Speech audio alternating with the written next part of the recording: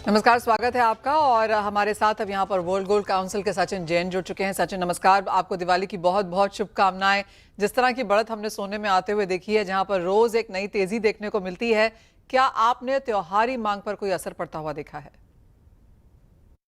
मनीषा जी, पहले तो आपको बहुत बहुत धन्यवाद कि आप इसे इसे पावन पर्व पे हमारे को आपने एक मौका दिया अपना मौका बात रखने का।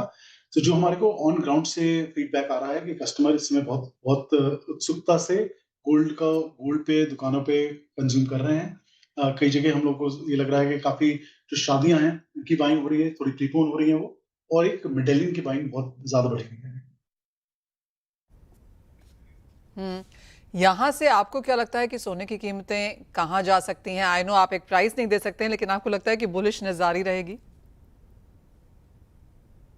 हमारा ये सोचना है मनीषा, कि अगर आप लॉन्ग टर्म के ज़रिए से सोने को देखें, तो ज़रूर जो जो पिलर है, जिसपे सोने के दाम स्थिर होते हैं, वो काफ़ी सोने के फ़ेवर में हैं।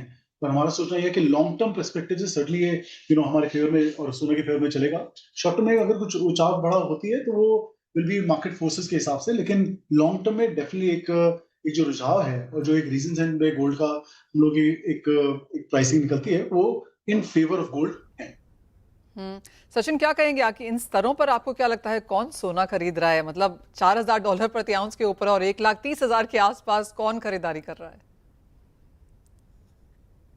तो मनीषा, ज़्यादा जो आप देखें कि ये जो तेज़ी आई है मार्केट में, ज़्यादातर फाइनेंशियल मार्केट्स की तरफ से आई है, और ग्लोबल वेस्टर्न मार्केट में जो ईटीएफ हैं, उनमें करीब 634 टन की उन्होंने बाइंग और एक एयूएम बढ़ाया है ईटीएफ का। तो एक फाइनेंशियल मार्केट के द्वारा हमने ज़्यादा एक प्रभावित बाइंग देखी है।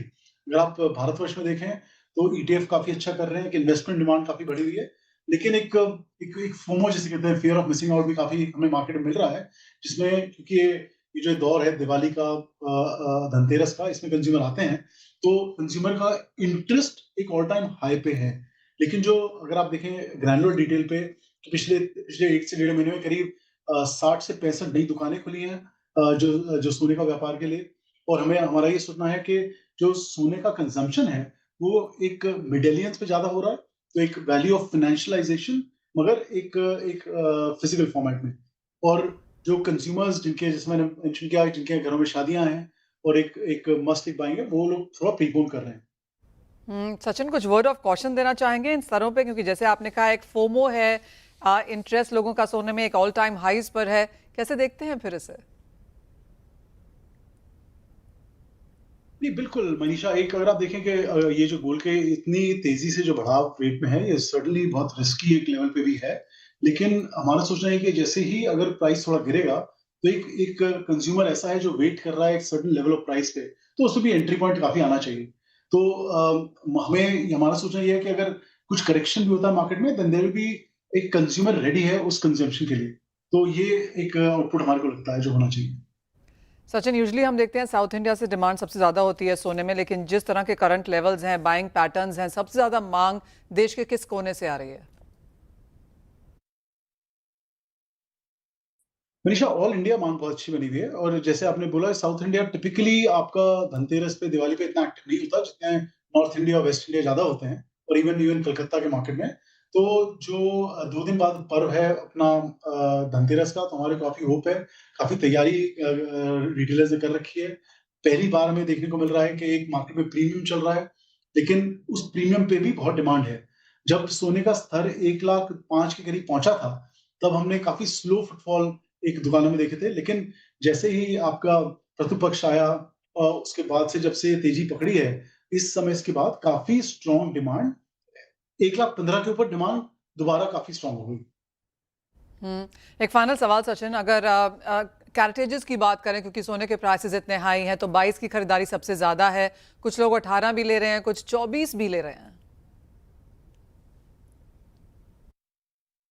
जी, तो जैसे आपने बोला इम्पोर्ट में, मनीषा, हमारा काफ़ी एक थोड़ा-सा कंसिस्टेंट चल रहा है, पिछले महीने काफ़ी अच्छा इम्पोर्ट नंबर आया है। हमारा सोचना ये है कि पूरे साल के स्तर में, जैसे हमने आंकड़े पहले दिए हैं, कि जो कंजम्पशन है करीब 600 से 700 टन की होनी चाहिए, उससे रिलेटेड आपकी इम्पोर्ट भी आएगी, तो वो अगले 1 से 2 महीने में क्लियर हो जाएगा। लेकिन सर्टेनली वॉल्यूम वाइज़ कंजम्पशन थोड़ी कम होगी। जैसा आपने बोला कैरेटेज के द्वारा, तो जो मेन कैरेटेज कंजम्पशन अभी भी हमारे देश में, भारतवर्ष में 22 कैरेट है। तो 18 कैरेट की जो कंजम्पशन है करीब 30% है, 25 से 30%। और जो इसके बाद के आपने बोले जैसे 14 कैरेट हुआ, 9 कैरेट हुआ, ये बहुत नए एक ऑप्शंस आए हैं मार्केट में। और 24 कैरेट भी जैसे हम लोगों ने ट्राई किया कुछ दुकानों में, उसका अच्छा रिस्पॉन्स है। मगर ये तीनों सेगमेंट काफी छोटे हैं। मेन जो कंजम्पशन है वो 22 की है और एक थोड़ी छोटी उससे कंजम्पशन 18 की है। लेकिन अगर आप देखें जो कंज्यूमर से हम बात करते हैं, तो जो एक ऑब्सेशन गोल्ड को लेके है, वो गोल्ड की वैल्यू को लेके है, वो गोल्ड की प्योरिटी को भी लेके है। तो एक तरह से जो प्योरर फॉर्म्स हैं, उनको चेंज करने में ये नए ट्रेंड है, काफी समय लगेगा कि पूरा मार्केट मूव करे। तो अभी भी 22 कैरेट यहाँ पर सबसे बड़ा सेगमेंट बनकर तैयार है और सोने की खरीदारी ज्यादातर उसी में होती हुई नजर आई भी है। सचिन, बहुत शुक्रिया साथ जुड़ने के लिए। आपको दिवाली की ढेर सारी शुभकामनाएं। आपके समय के लिए बहुत बहुत शुक्रिया। आज इसी के साथ फिलहाल इस कार्यक्रम में इतना ही समय है, मुझे दीजिए इजाजत, लेकिन हम लौटेंगे और लेकर आएंगे फ्यूचर्स एक्सप्रेस।